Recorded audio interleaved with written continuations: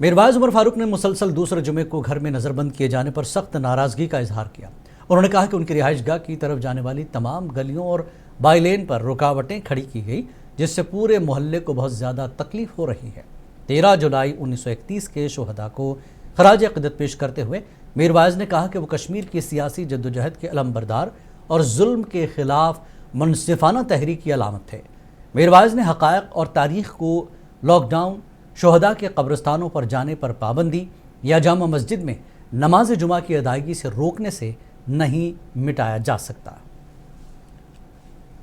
آج لگاتار دوسرے جمعہ کو بھی مجھے گھر میں نظر بند کر دیا گیا ہے، یہاں تک کہ میرے گھر تک آنے جانے کے جو تمام راستے ہیں ان پر بھی رکاوٹیں کھڑا کر دی گئی ہیں، جس کی وجہ سے پورے محلے کو مشکلات کا سامنا ہے۔ میں حکام کو یہ بات واضح کرنا چاہتا ہوں کہ ہمارے شہداء کی یاد کو نہ تو وہ روک سکتے ہیں اور نہ ہی دبا سکتے ہیں، کیونکہ یہ ہمارے دلوں میں ہمیشہ زندہ رہے گی۔ حقائق اور تاریخ کو نہ تو لاک ڈاؤنز کے ذریعے مٹایا جا سکتا ہے اور نہ ہی لوگوں کو مزار شہداء جانے سے روک کر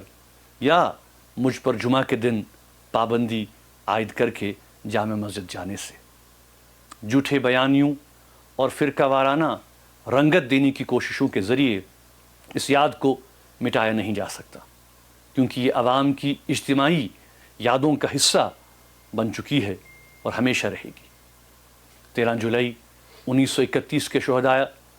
جو کہ کشمیر کی سیاسی تحریک کے رہنما تھے، جنہوں نے ظلم کے خلاف جدوجہد کی، وہ اور ان کے بعد کے تمام شہداء ہماری جدوجہد کا سرچشمہ ہیں اور ہمیشہ